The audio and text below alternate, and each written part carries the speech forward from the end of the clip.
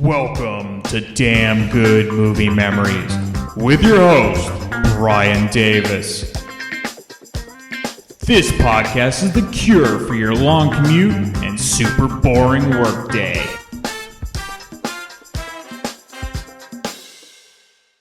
I was 15 when I invented the artificial dog heart. How you doing? John Hughes, the creator of The Breakfast Club, Ferris Bueller's Day Off, and Uncle Buck, Did I ever tell you about the time that I signed a professional ball contract? would like to introduce you to Jim Dodge.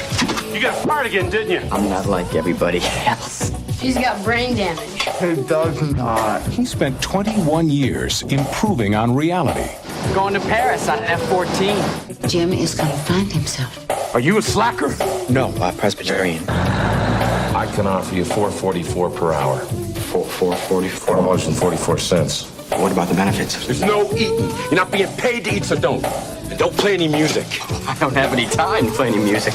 Don't touch me! Welcome to the target team. You're locking me in? Boo.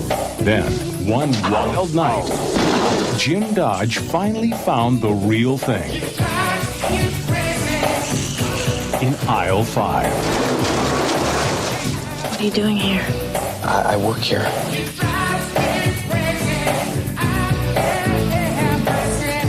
Do you know how you make me feel? Like a natural woman? I'm a janitor in training. You're an heiress. You know what your problem is? No, but let me go get my list. What are you planning to steal? Hairspray? Well, we haven't decided yet, have we? From John Hughes, Career Opportunities. The story of a man and a woman, aisles apart. If I was sweating, would you touch me? I would probably touch you even if you were covered with spiders. And one night that changed everything. Not as uncomfortable as I thought it'd be. Oh, no, it's not that.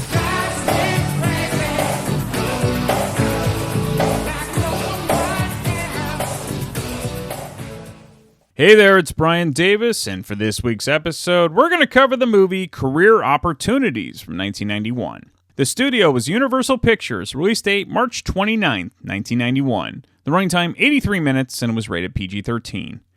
I don't have the numbers for the budget, but the box office took in $11.3 million, making it the 90th ranked movie of 1991.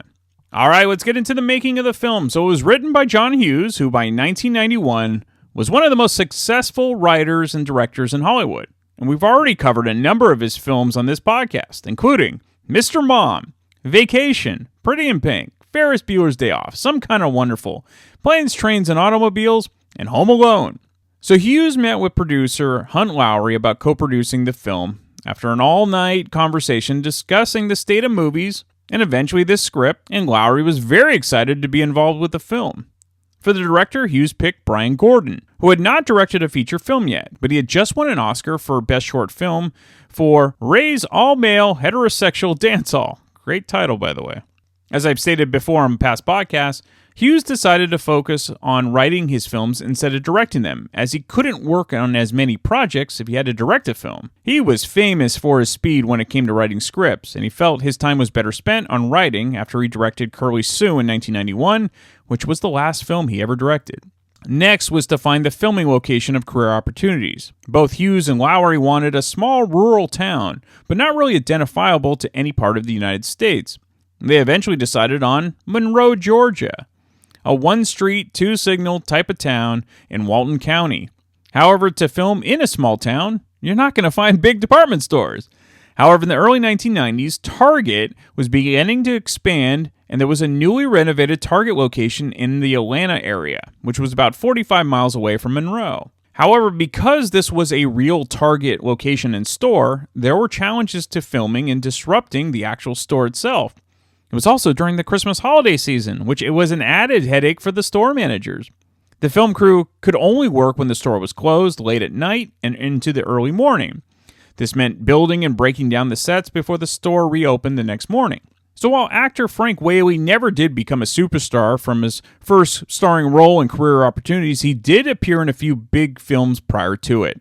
His second film was in 1989, and that was Field of Dreams. He played the young version of Archie Moonlight Graham, the Burt Lancaster character. He He would also have roles in Born on the 4th of July with Tom Cruise and The Freshman with Matthew Broderick and Marlon Brando. His biggest role actually would be in the Doors biopic, which was the same year as Career Opportunities, and he played guitarist Robbie Krieger. Whaley continues to work as an actor today and had a great but small role in Pulp Fiction as Brett. Now, Jennifer Connelly would go on to much bigger and better things after Career Opportunities, but in 1991 she was still early on in her career. Her best-known role was actually in the fantasy film Labyrinth in 1986, co-starring with David Bowie, and it was directed by Jim Henson. Her debut was actually in 1984 with Once Upon a Time in America, where she played the young version of the Elizabeth McGovern character. All right, let's get into the film. So it opens with Jim Dodge, that's Frank Whaley, who is a harmless blowhard who was too busy dreaming and pontificating about his life than actually doing anything with it. We find this out when he's again slacking on the job, this time working at an animal shelter. He'll basically ramble on to anyone who will listen. Animals, kids, inanimate objects. That wasn't a store robbery. That was an assassination. That wasn't a clerk, that was a wise guy. How do I know? I spent a little time with the FBI's organized crime unit. I guess you could say that I'm intimately knowledgeable of the seedy and rancorous workings of the mob in the Midwest section of this country. I know a gangland slang when I see one, and that's exactly what this baby is. I look into it myself personally, but I got a date tonight. I think I'll take the private jet out and fly to Spain, pick up the little lady, do the subsonic tummy bump at 30,000 feet, and then glide back into the US of A by dawn. I know what you're gonna say. Jim Dodge. Settle down. Relax. You owe it to yourself. I'll tell you what I tell everybody else. Any little Fraulein that expects anything more from me than a little bit of pleasure and a little bit of danger and a great set of pectorals, she's looking for a fall right on her ass.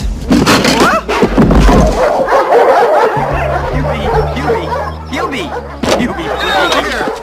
Let me tell you something. You know what's good for you. Don't you ever come back. Wait, Hubie.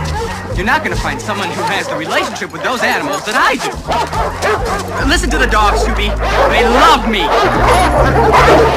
Lost daughter when I was 15. That's when I invented the artificial cow heart.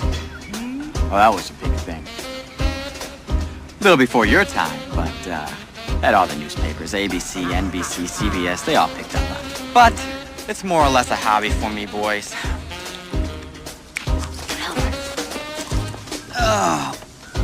Actually, today I decided that I've gone just about as far as I can go in the animal healthcare business.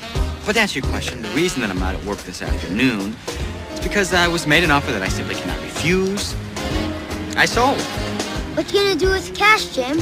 I don't know, maybe I'll invest it overseas. I got some projects in Eastern Europe right now. I don't know, I got everything a man needs. Jim, you just bought the animal hospital. How come you sold it so fast? Tax problem. And here's my accountant right now. Earl, take a bow. Hey, 20 minutes for lunch, Earl, okay? Go buy another suit. He works for me. Yeah, he's scouting some real estate for me right now. Yeah, but the market's real tight. Like the new uniform, Lorraine. You know, with the right shoes and handbag, that might be suitable for a cocktail party. So, question. When in the world are you going to start serving sashimi? Maybe when I find out what it is. You've never heard of sashimi? You gotta be kidding. Oh, it's a special Japanese fish you eat raw. We're a little butter sauce. You're ready to go to heaven. I'd hire you in a minute if I hadn't already fired you so many times. Did you ever think of leaving town? Thousands of people over in St. Louis got no idea how full of shit you are. You've been alive for 21 years, my friend. Plenty of time for most people to find a place for themselves. Well, I'm not like everybody else. You know what I'm saying? Yeah, that's for sure. How about if I work for you for free?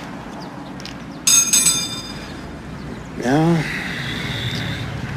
Afraid not, Jimmy. Think about St. Louis. Hey, Josie. Hi. Fill her up? Fill her up.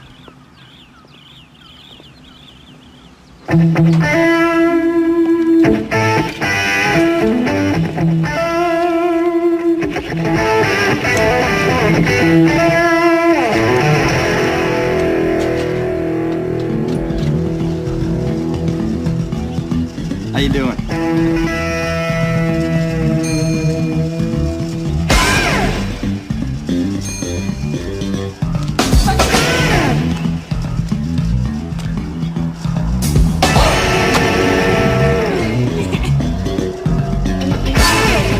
You got fired again, didn't you? Yeah. Didn't you?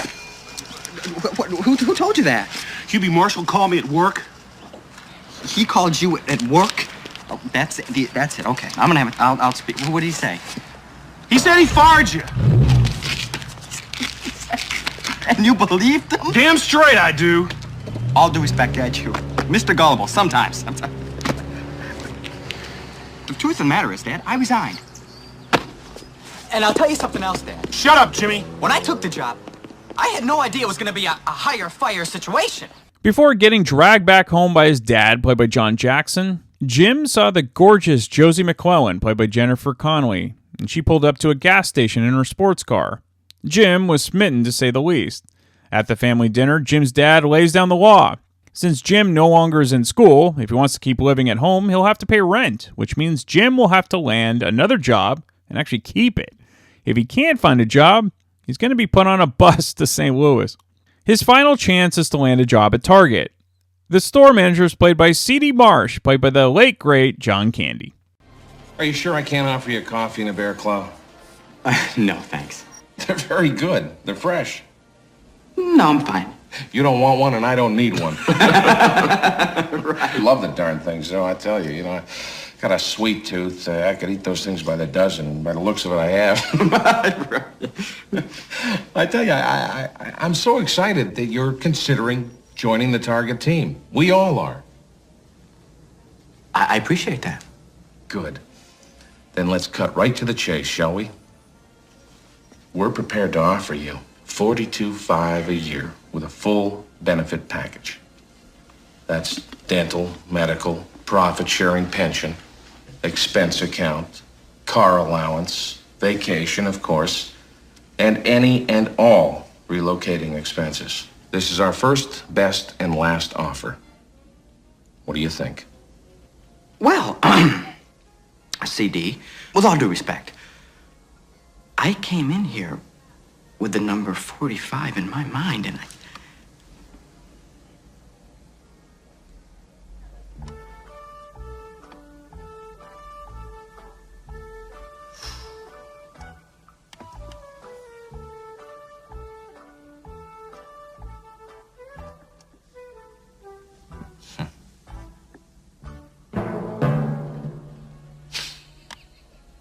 You got me. 45 it is. Welcome aboard. Thank you. I'd like to buy you lunch. No. Your money's no good here. Lunch is mine, all right? I'm not gonna argue with you. You better not. I'm bigger than you are. Hang on a sec. Well, yeah, I told her to hold my calls. Get it. Yeah, Peg. Uh-huh. No, it's okay. No, he's right here with me now. I beg. Yeah, we just closed the deal. Uh-huh. Oh, he's a slam dunk, too. Yeah, I got him for 45.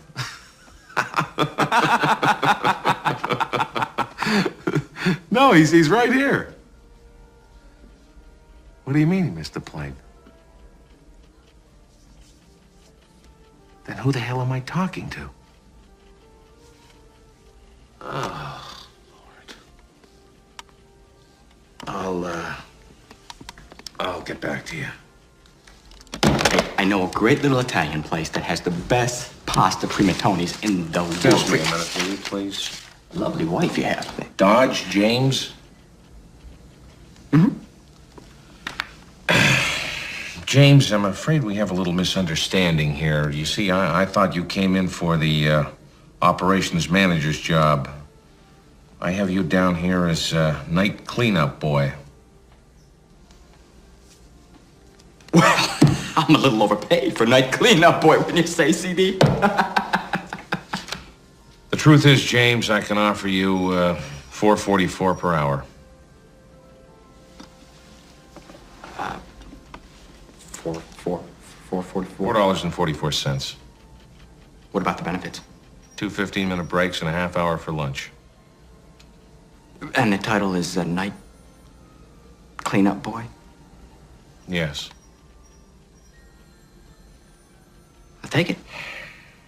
Oh, and lose the curl. Welcome to the target team. Thank you. Now, Josie's father, Roger Roy McClellan, played by Noble Willingham, he actually played Seedy in Walker, Texas Ranger. He's known as one of the richest and most powerful men in town. Josie does her best to be the bad girl, knowing that there's no repercussions for her actions to her family's wealth. In the meantime, the two criminals that Jim mentioned in the beginning of the film are still on the loose. That's Nestor, Dermot Mulroney, and Gil, Kieran Mulroney. They steal a car from a couple making out. And yes, of course, Dermot and Kieran are real-life brothers. The next day, like an idiot, Jim hired a limo to take him to work on his first day at Target.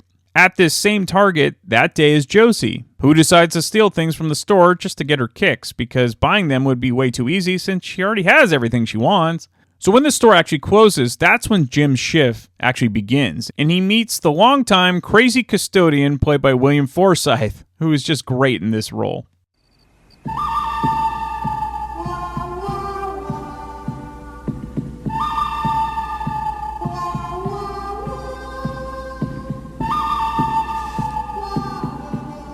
Are you a slacker? No, Presbyterian. What did you say? What did you say? Now I'm asking you a simple question. Are you lazy? No, sir. Because the last guy that wore that uniform was a lazy slacker, and I fired his no good butt. About the uniform. Will I be getting my own? You work out, which I doubt. You can have yourself a new name patch.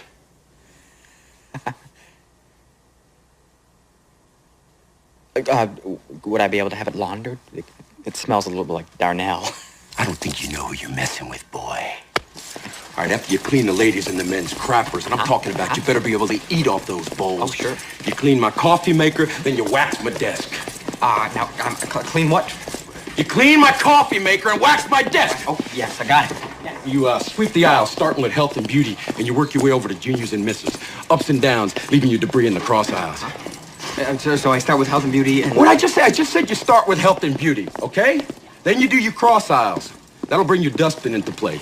You take the debris, you load it into the dustbin. You take the dustbin out to the loading dock area, and you empty it into the receptacle. Huh? You got that? Yeah. Easy as pie, huh? You know, I was employed for a brief period at Del Taco. I don't care about your Del Taco experiences, boy. All right, now we got this little problem in this store with grazers. You know what a grazer is, boy? Is that some sort of farm truck? A grazer is a customer or an employee that eats off the shelves, okay? Sort of similar to a cow grazing in a field of grass. Only this isn't a field of grass, okay? And you're not a cow. There's no eating. You're not being paid to eat, so don't. You got any questions? Not right offhand, no.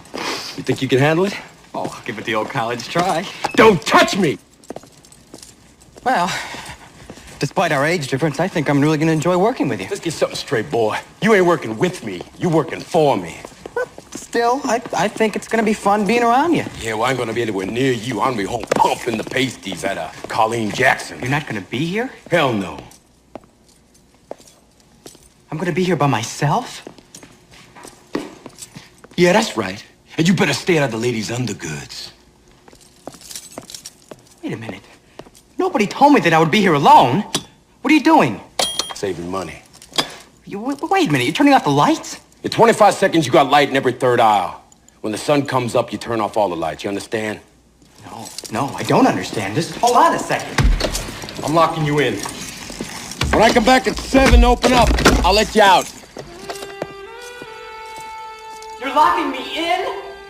What, do you take me for a fool? Nobody gets a set of keys on their first night. Nobody! Now get to work! What if there's a fire? And the fire department will come. I could perish! Boo. You can't do this. Locked in, alone, in the dark. That was not a part of my employment agreement!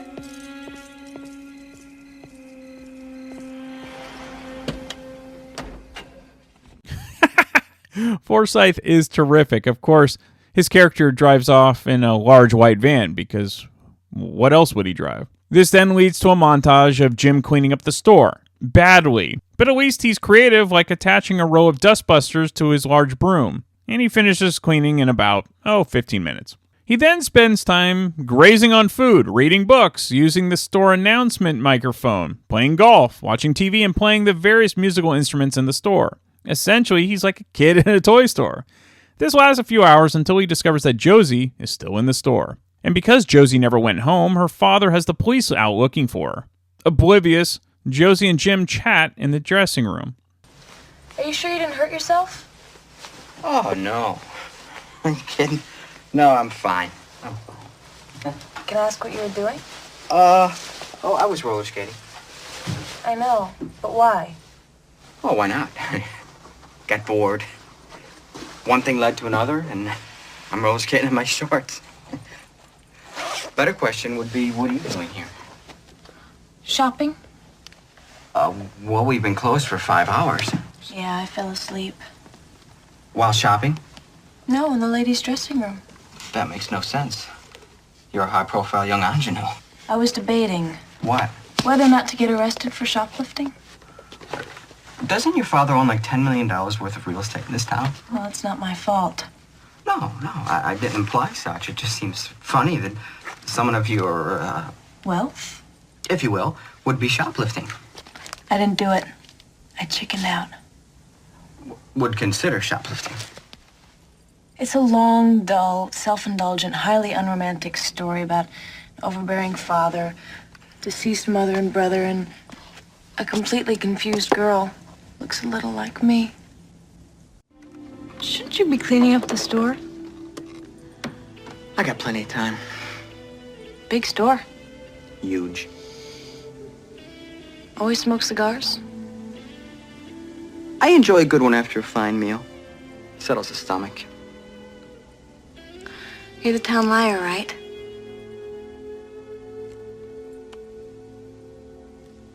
What? I'm sorry. That really came out wrong.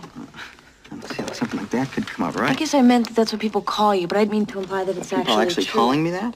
I thought you knew. No, what? That I was a town liar? You didn't? No, I'm not. I think you might have the wrong information. I didn't mean to offend you. Do you think that was a compliment? No, and I apologize. You know, I can't repeat things like that. Don't think about it. It's all right. I mean, as I said, I think you've gotten the wrong information.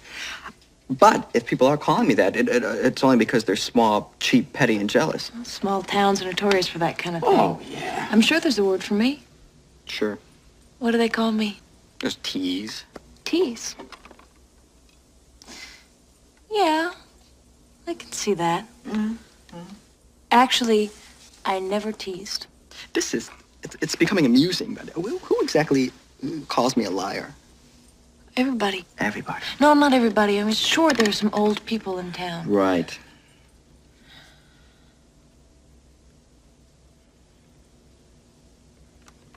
Well, what do you think? What do I think? Do you think I'm a liar? Well, I don't know you well enough.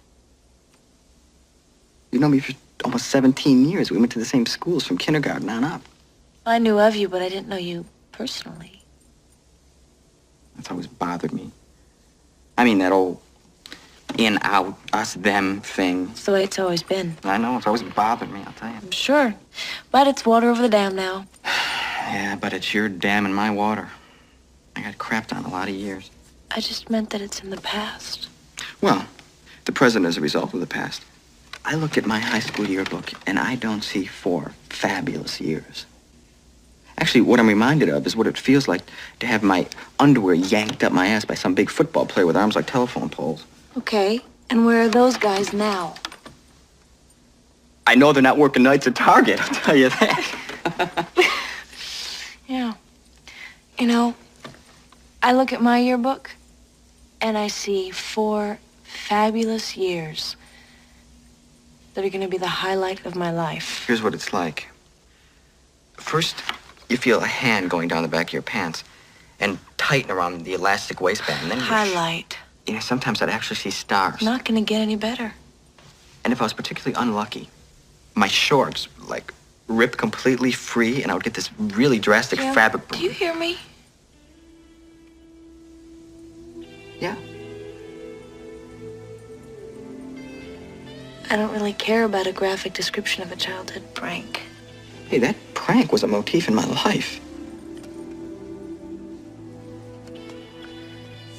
You know, I'm locked in this store here because I didn't have the guts to steal a skirt so that I could get arrested and embarrass my father in this stupid, desperate, childish, pathetic attempt to leave home. When you have your underwear yanked up your ass, I have my entire life yanked up my ass. Well, you were speaking figuratively. I was speaking literally. And you're happy. You know, you're happy. I'm not happy. I'm working nights. Everybody thinks I'm a liar. My whole family's laughing at me. Reverend Harwell gave me the finger last week. Okay, you're not happy, but at least you have some control over your life. So do you. My father controls my life. You're over 18. You tell him to drop dead and get on a plane. So can you? I don't want to. I like living at home. No, you don't. What am I, a garden snail? An involuntary muscle in a janitor suit? If I know what I want to do. What could you possibly like about living at home at your age? The meals are great. I mean, there's cable. The accommodations are, excellent. 5-star. What do you care if I'm living at home or not? Hey, I didn't come here to irritate you. Well, you're beginning to. Great. It's really great. You gotta stop saying those kinds of things, really. Those freaking kids. I knew I couldn't trust them. Their minor tiff doesn't last long when Josie gets into the cassette tape section and plays some music while dancing in the aisles. Jim, there's no reason to lie right now. There's no one to impress. Anyway, I'm not impressed by a man telling me he likes living at home. Excuse me. I'm not lying. And I'm not trying to impress you. So if you'll excuse me, I have work to do. I have to clean dead flies out of the lighting fixtures. Okay, my error. I apologize. It's just that I can't imagine a man giving up his independence, his right to mate, to have a family. To have children, to build a life for himself, for good cooking. Hold on. I have not given up my right to mate. Okay? I have the right to mate anytime I feel like mating. You go out with someone. You bring her home.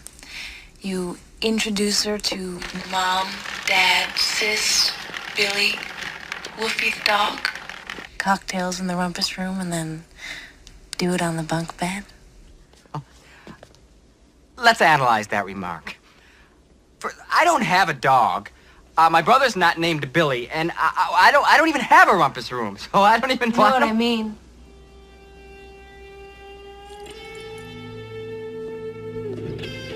Yeah, I know what you mean. Spit on me, make me feel lousy.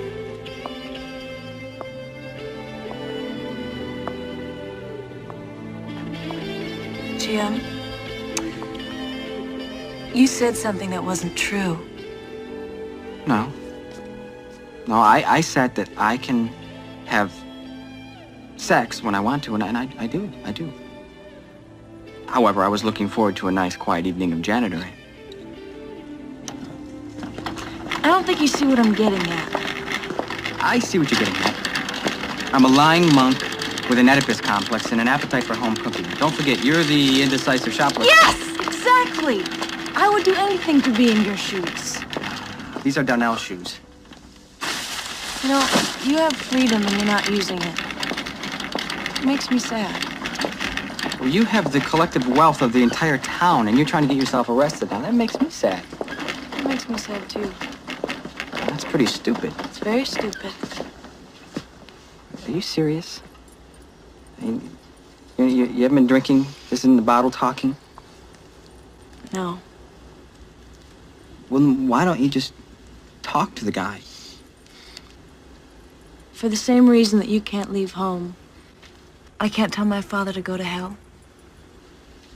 Why not? Because I don't want to be alone. Josie wants to go away. Anywhere. She decides on Los Angeles. Of course, Jim is apprehensive and can't afford it. But Josie just happens to have $52,000 in her purse. That solves a lot of travel expenses, especially in 1991. That's close to $120,000 a day. So they decide to leave the next morning. But first, Jim finally gets to finish the dance with Josie he had always hoped for, and that she didn't remember from high school. They then get a visit from the local police looking for Josie. Officer Don. Oh, you scared the crap out of me. I thought it was the custodian. Jim, what are you doing in there? I work here now.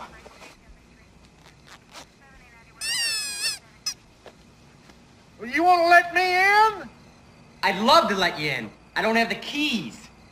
I'm locked in here till 7 a.m. What's going on?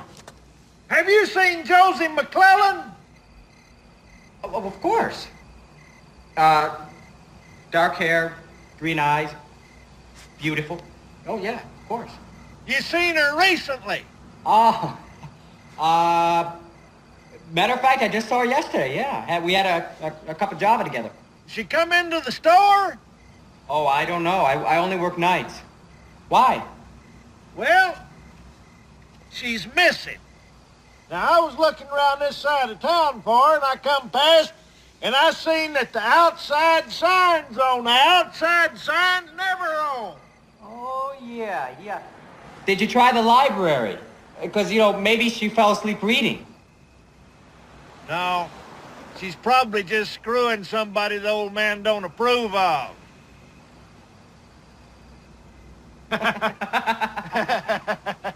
Would you know that if the custodian comes by to check up on people?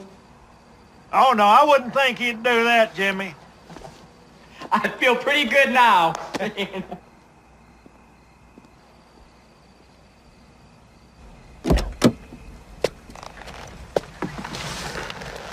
I'm sorry, sir. I had to practice a little therapy. Boy's in his own world. Jim and Josie then get another montage, this time roller skating throughout the store. The fun quickly ends when Nestor and Gil break into the store and pull guns on them. So, how will Josie and Jim get out of this mess? Well, you're just going to have to watch the final 20 minutes and find out. I'm actually surprised I enjoy this film as much as I did as a kid because it's mostly dialogue. It's very heavy in dialogue and a very basic plot. But I always found it fun for some reason, and I still do for the most part. And to be fair, the majority of the action does happen in the final part of the film, but there are definitely better John Hughes written films out there. But if you want a quick 80 minutes of coming-of-age comedy, I'd say it's still better than any new comedies of today. Plus, Jennifer Connelly is very easy to look at. Alright, some fun facts. So according to Spy magazine, John Hughes was unhappy at how this film turned out, and he asked Universal to remove his name from it, but they refused. Hughes said he didn't have the creative control he normally had at the time, and the studio wasn't interested in his suggestions. Josh Charles and Pauly Shore were both considered for the role of Jim Dodge. Terry Polo had also screen tested for the role of Josie.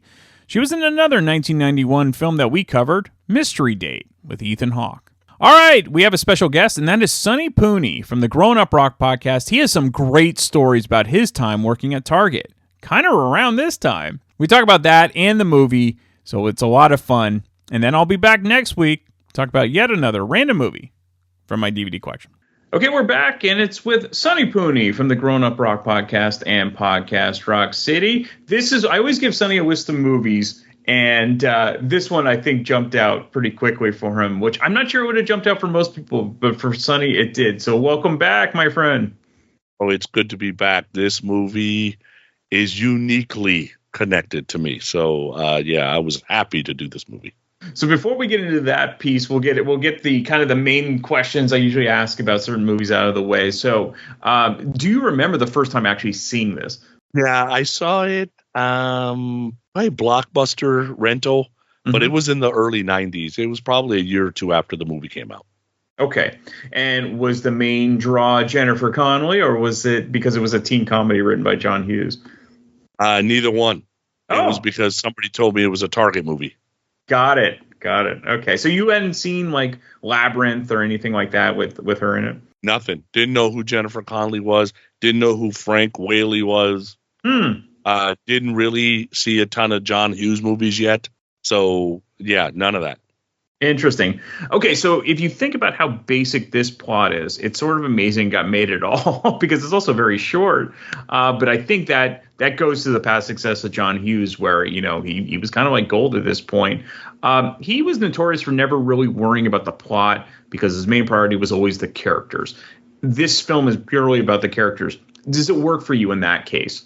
No, because I think Frank is a good cast.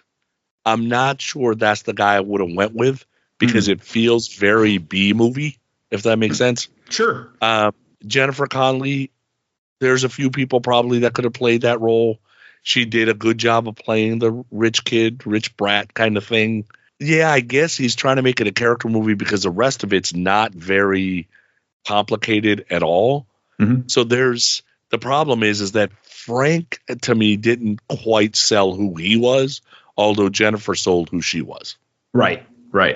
Okay, so the main draw for you, this one stood out to you because you worked for Target for many years and around this time. Actually, it was exactly around this time. So what are the things when you're watching this, what came back to you? This is Target circa 1990, 1991. Yeah, so I worked at Target from 87 to 2000. My wife worked there from 87, I think, to 2003. My brother was there from 90 to 2010. Wow. So we've got Target in our blood. Sure. So, I'm 4 years in by the time this movie comes out, and I am a manager at Target at the time. So when I first saw this movie, I'm like, oh, my God, they got the detail done right. Because remember the show Superstore? Oh, of course, yeah. That show? Yeah, it's like Walmart, basically, yeah. They were trying to do Walmart, but they didn't quite do Walmart, right? That's because my guess is Walmart wasn't going to allow them to do it. Here's a situation where you're going into a Target store and Target's allowing you, first of all, to tape all of this during holiday season. I can only imagine the pressure for that store manager to every night there's a camera crew in their store. Yeah. That is unbelievable to me that happened, but whatever. So, and I sent you a picture. I keep all my name badges. So the few jobs that I've had in my life, I've got name badges. And it's not like the army or the police. You don't like hand your name badge back when you leave, whatever work. So I've always kept them. So John Candy was wearing that name badge. I'm like, oh my God, I have that name badge. Yeah, Sonny pings me, and I'm like, okay, I got to do a quick screen grab, and I'm like, holy crap, there it is. Yeah. So like the offer that John made was dead on. Now, Target did not have any jobs that were labeled night stock boy. That's very unprofessional. We had cleaning crews. Sure. They did not have red prison jumpsuits. No, they got to wear what they wore, and they had vests on or whatever. But the rest of it, yeah, they swept. They ran the Zambonis. Hopefully they didn't roller skate in the store. I guess they did it. I don't know. Right. They did get locked in, right? And normally it was more than one person, though, just in case there was an emergency or whatever. Right. So all that rang true. Like when he is on the speaker and kind of singing as he's going or kind of talking into the speaker, those microphone thing that he was pressing the button down on, that's dead set. What's at every service desk in the 90s at a Target store. Did you ever do stuff like that? Go on when nobody was there? Yeah. No, because it was rare I was there when nobody was there. Got it. Yeah. The TDK display that they ran into, I built that display in my own store. I remember building the display. Yeah. You see at the beginning of the movie, okay, now you're gonna, the Target nerd.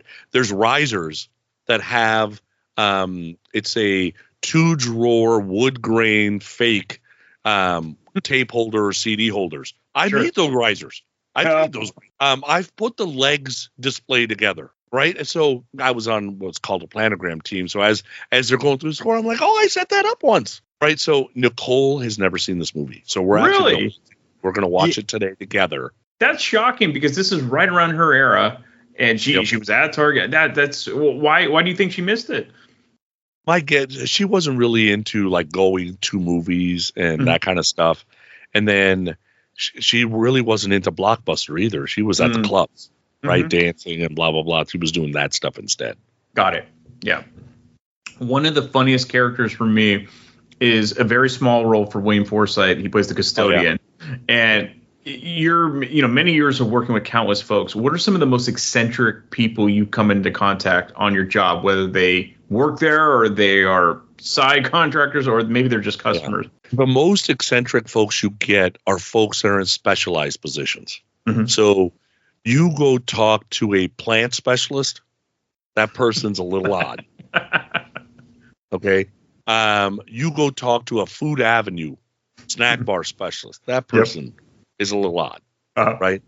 In our world today, the building I run today, engineering, little odd. Yeah. Right. Like they're in a people business, but they grew up learning a non-people thing. Right. Sure. So they're having a hard time kind of fitting in. So some of the best have the gift to do both. Right. And then you do get the Franks. You get the guys that just never shut up. Yeah. I'll be in a meeting and it's like, all right, here we go. All right, you done? Because everything you said was wrong.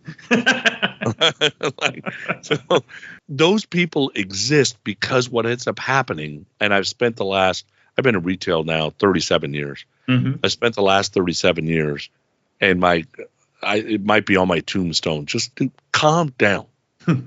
What happens is the folks take the job too seriously. They care. It comes from a place of goodness, to be honest, right? They super care. They don't want to let anybody down, and they let the job really get to them. And it's like, dude, can you calm down? You ship underwear for a living. You sell shoes for a living. Right? There's people out there saving people's lives. I got a friend that takes babies out of dumpsters because somebody left them, and you're worried about like the sock wall's not right. What's wrong with you? But they're so high. I mean, that is their world. That little narrow world is their world. Yeah. So the Forsythes of the world, those people get that way because they're working overnight and they're not around any other people. That's right. So they're in their own head constantly. Right. And that is a dangerous place to be. And they don't want you, and this happens in every profession, they don't want you to screw up what they view as, the utmost importance of, their world, but nobody else's. So 100%. I would say I'd say the closest thing, maybe IT people are kind of like this, where they're in control of making sure everything is working and they don't want you to screw up. So they're probably the most eccentric I think I work with. But I mean, I would say engineers like that I work with, I wouldn't say, I don't know, their social skills are different, which is why I have to straddle the line between being an engineer and actually, talking to executives. So that's why I'm in the position I'm in, because I can deal with both. But you're right. I mean, you're almost like a pseudo psychologist sometimes. And I approached the job. I've been a manager since I was 19 years old. Right. So I approached the job through a logic sense. Right. So when I come across an IT person or a help desk or my engineer, and they're trying to explain something to me, and I'm like, dude, I understood 30% of what you just said. Can you say it in English? Because I don't understand. I just need this to work. Can you make this work and I can just go now? And that's part of my job too. I have to understand enough to explain to the executives. Now, the executives don't want to hear the long-winded thing of why a certain algorithm works. So I have to get a one-sentence deal of why this is going to work. So yes, 100% agree. Jim is an interesting character, to say the least. He's constantly making up stories about his life instead of just trying to better himself. I'm assuming, and you kind of mentioned it, you've met people like Jim, or maybe you even have friends like Jim, someone that just can't help making up shit, but you kind of still like them anyway. I mean, you don't have to give me specific, names or anything, but I'm sure you have people in your life like this. Yeah, I got, two people come to mind. One is that person that's a know-it-all. Right. They gotta comment on everything on the planet, no matter what the topic is. And you kind of turn to that person and go, how is it possible you think you know everything? Like, I'm not saying you're wrong, because I don't even know what the hell you're talking about. I just can't imagine that you're right about everything. That's not possible. Right. And then I've got, I'm a gambler by trade, and I got this friend that's also a gambler, and all he ever talks about is how much he wins. Right. I'm like, come on. Right. So like when we're around people, I'm like, really? Like, stop. Yes, you've won. You've lost way more than you won. The Trust me, odds. I've been there. Yep. Right? I've stood right behind you when it's happened to you. Right? Just stop. Right? But I think what happens is folks aren't confident who they are. Right. They're trying to get, they may not be as close of friends to some people as you are, so they're trying to get involved. They're trying to be accepted, and they just don't know kind of how to do it. Right. Right. So, and that's unfortunate because, that's one of the things that was a complete turnoff for his character to me is I know he's trying to kind of be a Ferris Bueller. Yes. But dude, Ferris Bueller was cool. Yeah. And what you're doing is not cool. Right. So, because you're making up crazy stories. I'm not sure. In the Ferris Bueller movie, he did everything he was talking about.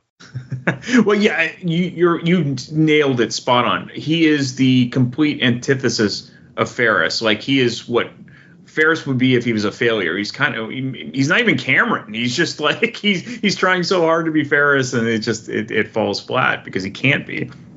Now, Josie is like a dream come true for Jim, but obviously she's got her own issues. And I always find it interesting, even in real life, that those with no money trouble seem to be incredibly miserable, especially those born into wealth. Why do you think this is?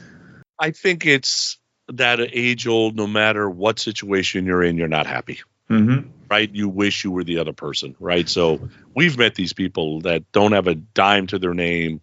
And they're jealous of so-and-so because so-and-so has money.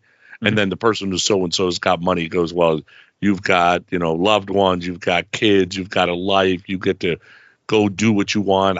There's things I have to do, and there's a person that I have to be, and I got to be on stage all the time, and blah, blah, blah. So I think it's just, I've got X, and I wish I had Y and Z too. So X isn't good enough.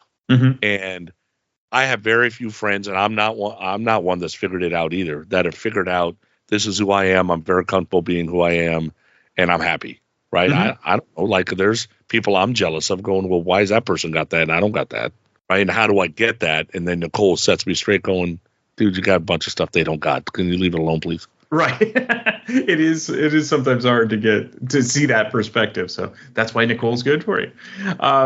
How do you feel about the criminals that kind of break into there? It is kind of funny seeing Dermot Mulroney looking completely disgusting. Is also his brother's involved as well. How did you like that angle, or was it necessary for the plot?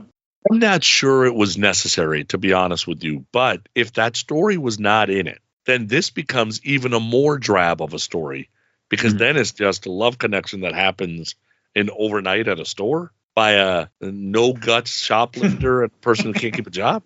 Right. Like, it's kind of a weird situation. So when I first watched it, I remember thinking, is this whole robbery thing an afterthought?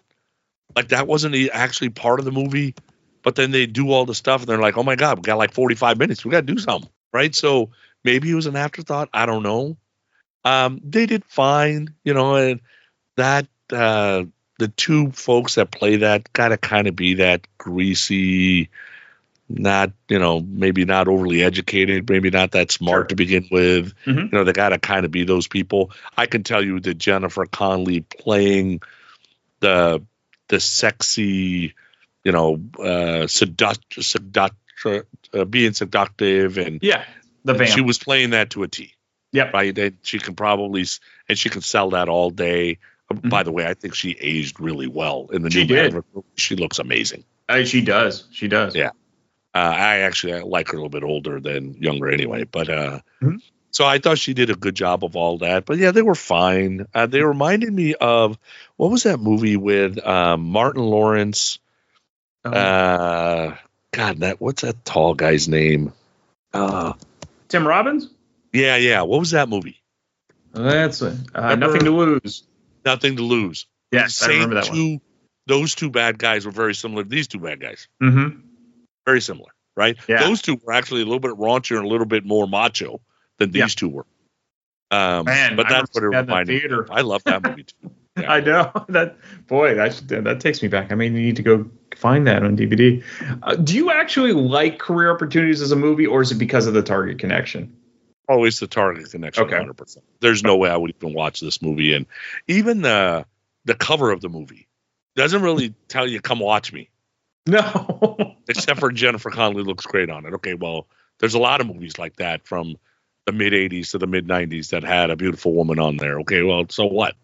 Mm-hmm. Right? So, yeah, if this wasn't Target, oh, yeah, I never watched this movie again. But instead, I've seen it probably 20, 30 times. Well, I think that the trailer almost sells like, too, because she's on the little hobby horse. And, dude.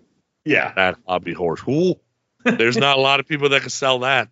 That's right. Yeah. Okay, so rewatching it, did any, because you've told a few of them, do any specific stories come to mind that were super funny that happened to you in the store? Just, watching, like, oh, yeah, I remember when this happened. You hadn't thought about that in a really long time. Yeah, I remember we used to, every once in a while, we would work overnight. So there's stores that have processes that happen overnight. And then there are stores that rarely work overnight. It kind of depends on what volume store you are. Mm-hmm. So I remember the first time I worked overnight, and all the garbage that's in the aisles, you'd be like, where's all this garbage come from? Dude, you would not believe how much garbage gets collected over a day. Uh-huh. So I remember the first time working overnight going, where's all this garbage coming from? And it's under the racks and it's everywhere. So I remember going, oh, yeah, that used to happen. Yeah. We stopped selling tapes after a while. So seeing the tape wall, as she was putting the tape in, I hadn't seen that in a long time. He cooked the thing in the microwave. Right. Dude, the microwaves are not plugged in at a Target store. Right. I'm just going to tell you that right now. That doesn't happen. The TVs are plugged in. Sure. And the stereo equipment's plugged in, and the keyboard he was playing all plugged in. We're not plugging in microwaves at a Target store. No, because people will come in and cook their lunch in there. Yeah, that's not happening. There's no riding toy horses in a Target store. That got pulled in from somewhere else. I never even worked at a Target store. I worked at 14 stores. We didn't even have one outside. There you go. So the riding horse thing, I don't know where that came from, but I'm glad it's there. Don't get me wrong. Sure. I love the John Candy trying to sell him the job when he thought he was going to be one of his managers. Right. But the minute he realized that wasn't the case, it's like the curl's got to go, right? And that curl is very interesting because it almost makes him feel 50s inspired, that hairdo, right? So is the whole curl plus the cigarette plus the sunglasses. I guess he's trying to be cool. Oh, yeah. It didn't quite work. Did you remember Frank Whaley from Field of Dreams when he played Moonlight Graham, like the young version? When I looked it up, I'm like, oh, yeah, that was him. I remember him from Broken Arrow. Oh, okay. That was probably the most recognizable movie that he has made that I know of. But when I thought about the Field of Dream things, I'm like, oh, yeah. Because when I was looking at it, I'm like, man, this guy isn't selling it. And I'm like, who else could have done this? And I'm thinking, I don't know, maybe Paul Rudd. Maybe would he been too young? Maybe it'd be really close. Like a Evan McGregor, he's in that age range. Okay. James Marsden, he's in that age range. Yeah. Yep. But I don't know if they could have done any better. I don't know if the character's got to be written a little bit different. Actually, I think Corey Haim might have been able to do it. Oh, yeah, that's the same age group, right? The person right now would have to be like, because that movie comes out in 91, so that puts him 21, 22, 23. So that means the person right now has got to be in their early 50s. Yep. Because if you're too old, that whole thing is not going to spin. Right. Brad Pitt hadn't really broke out yet. So, yeah, I mean, it'd have to be, I'm trying to think of anyone. Yeah, I mean, the Coreys are the one that immediately jumped to mind, kind of that teen actor. I don't know if Anthony Michael Hall could have, but by that point, I don't think he was doing Hughes movies anymore. Yeah. And what's also interesting is that whole piece of I don't want to leave home. Yeah. Why? That's the number one. I was the dad. I wanted out of the house as quick as humanly and financially possible. I took jobs at Target that I was not ready for to get out of the house as fast as humanly possible. Yeah. But again, you're not like, I mean, we all have our flaws, but you're not like Frank, Frank or Jim, the character just didn't have, he was trying to make a reality for himself, but he couldn't actually do it. And that's why he needed, as it turned out, Josie to kind of push him in the right direction. And then the whole thing that they end up at Hollywood at the end was that, I mean, Yeah, we're not really spoiling anything. Yeah, we're not. It's a weird ending. It's a very abrupt ending. Yeah. Were there any cameras in the store back in the day? Because now they're rampant, but back then, were there security cameras? Oh yeah. Oh, Okay. absolutely. Yeah. It was just a little more old school. You would have to have somebody in the room working the cameras instead of they being motion detectors and stuff. Yeah, but we had all that stuff because, well, think about it. I mean, I worked at San Leandro. I worked in Oakland. We had to have cameras. I mean, those were quote unquote combat stores. Right. I worked at Fremont. That was a combat store. Wow. Yeah, okay. To wrap up, what is your best? I mean, you've had to see the best theft story where you caught someone stealing. We had a manager who counted the deposit and then put the deposit in the ceiling tiles. Oh.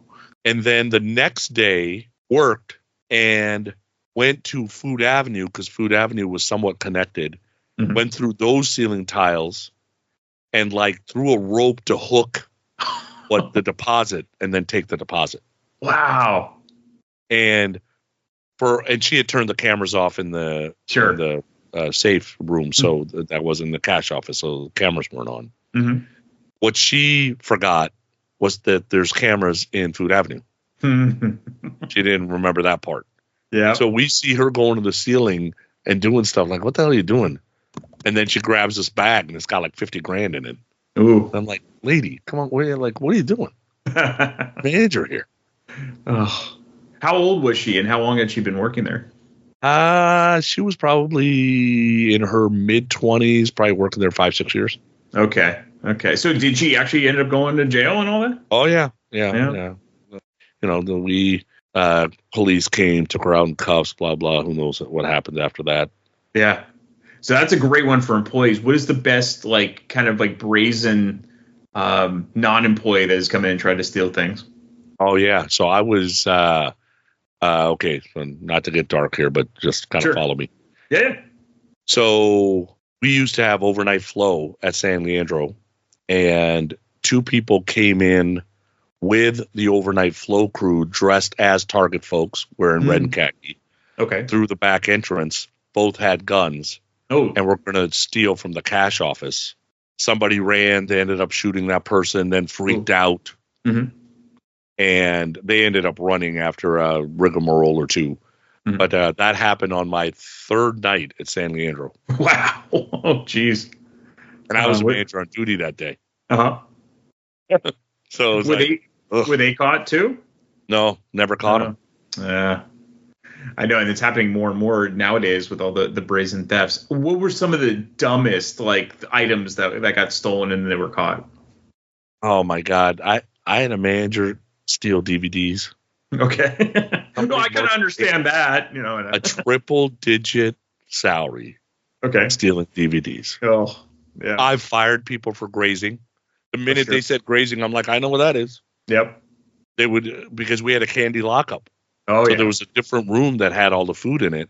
And if somebody got in that room, they would just start eating like Snickers bars. It's like, this is not your fridge. What is wrong with you?